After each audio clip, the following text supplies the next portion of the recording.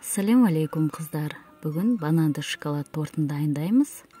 Өте нәзік, жұмсақ, дәмі ерекше, керемет болып шығады.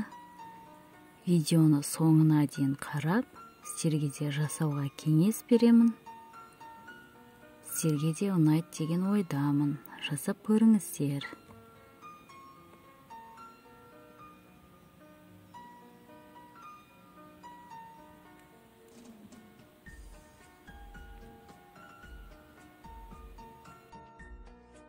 Біріншіден, ұнды електен өткізіп аламыз.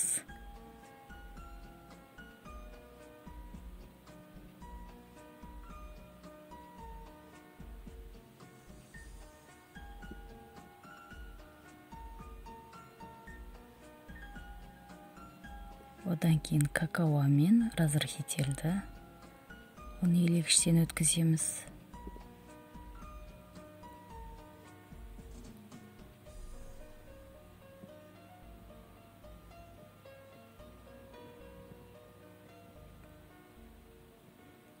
Енді бананды осылай бөліктерге бөліп, осылай езіп шығамыз.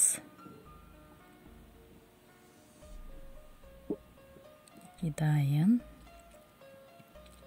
Енді ыдысымызға сармайды, жұмыртқаны, сгущенканы, қоюлатылған сүтті.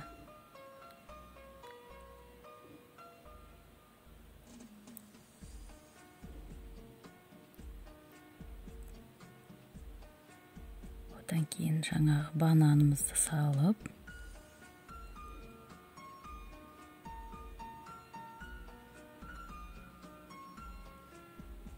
жақсылап араластырамыз.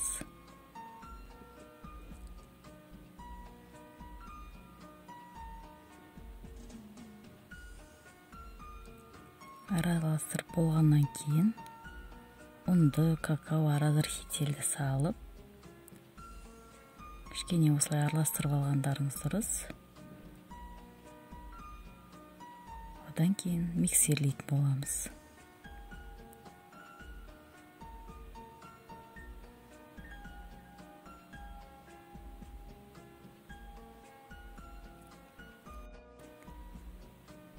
Мінеки массамыз дайын болды. Енді корждарымызды пісіреміз. Мен осындай формамен пергаментный бумагаға диаметр 20 етіп сызып алдым.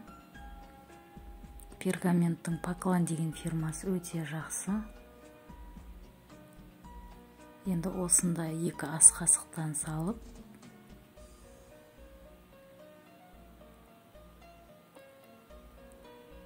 бір тегіс етіп жайып шығатын боламыз.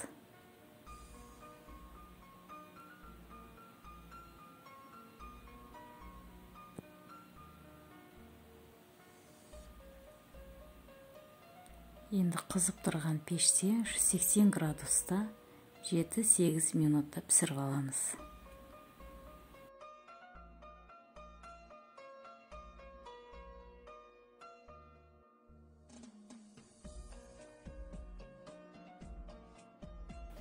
Енді қалған массамыздың бәрін осылай 2 ас қасықтан салып, корждарымызды пісіріп аламыз. Менде осы массадан 9 корж шықты.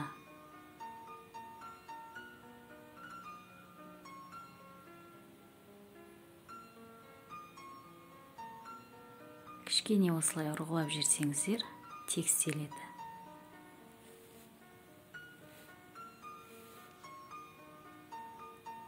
Не корждар пісіп дайын болды. Енді кремін жасайтын боламыз.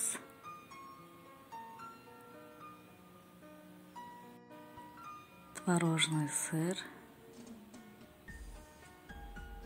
қант немесе қант ұнтақты қолдануға болады. Жақсылап миксерлеп аламыз. Негізінде кремге қосатын заттарыңыздың барлығы салқын болған дұрыс. Салқын болмаса крем дұрыс шықпайды.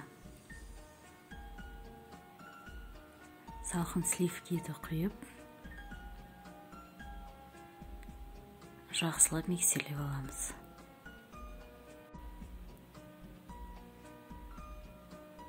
Крем дайын болғанда корждарымызды жинаймыз. 2 крем дайын. Енді корждарды жинаймыз. Осылай кішкене крем жағып жібереміз. Сонда торт жылжымайды.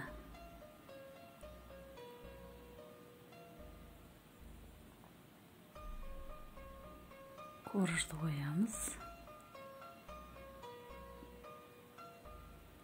2 немесе 2,5 ас қасықтан кремді салып, осылай жағып шығамыз. Неке осылай тортымызды жинаймыз. Корж, крем етіп.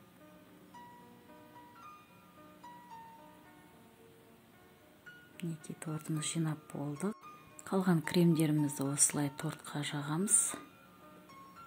Біріншіден бетіне жағамыз. Шетіне осылай жағып шығамыз.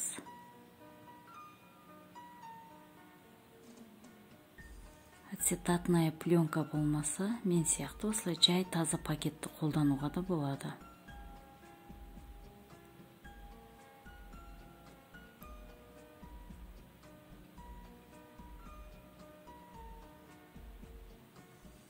Формаға тортымызды салып, жақсылап қысамыз. Торттың бетін жауып, тоңазытқышқа 7 немесе 8 сағатқа қоямыз.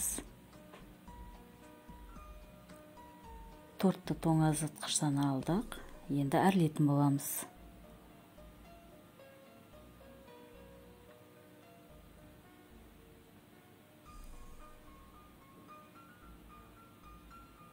Мұнда менде ганаш, шоколад және сармай.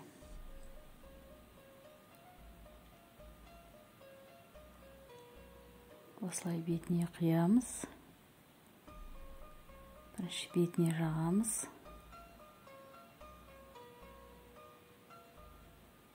Одан кейін шеттеріне жағып шығамыз.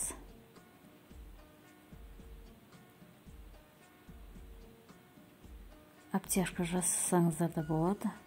Мен осылай жасап шықтым. Неке тортымыз дайын, енді әрлейтін боламыз. Өз қалауларыңыз бойынша әрлеңіздер.